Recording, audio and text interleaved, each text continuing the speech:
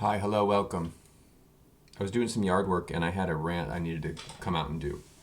And I already recorded it once and I messed up. So it's going to be a little bit less flowy. Let's get right into it. So we need to not over optimize certain things. Over optimization or just optimization in general can be nice in the workplace if you have a job where you're doing productivity, if you can make it easier on the human body, if you can make more without more effort, blah blah blah. That's fine. There's exceptions to every rule, but we shouldn't over optimize creativity. We should not over optimize expression, because when you're in your art, you need to be in it. You need to be present. In a way, you need to suffer for it. You know what I mean? It's just hard to value something that you didn't put any work into. Imagine going to your friend. Scenario one, imagine coming up to a loved one and being like, look what I made. And you carved a bison from a block of wood. Every cut was made by you one way or the other with the knife. It's almost like your love was baked into the process. Same thing with food sometimes,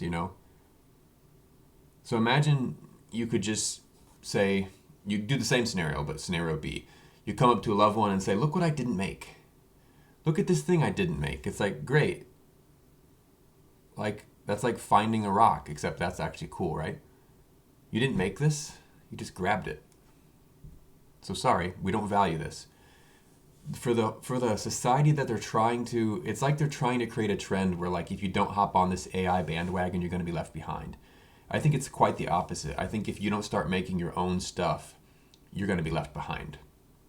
And it's going to be sad, but there's reform. You can reform right now. Start making your own stuff. Start writing again. Start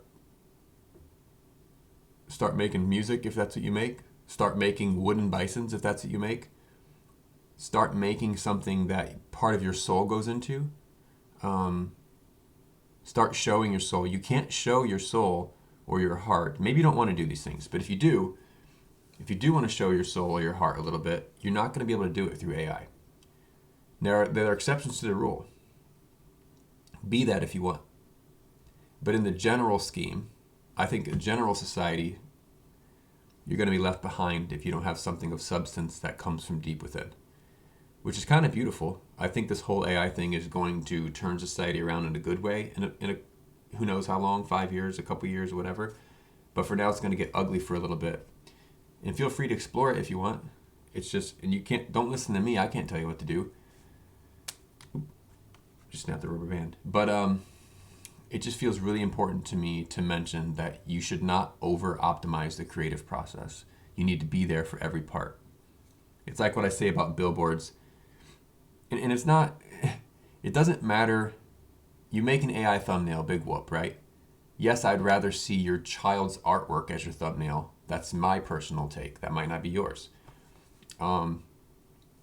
But handmade is the way to go. Almost especially if it sucks. But that's just my take. Thanks. I love you. Bye.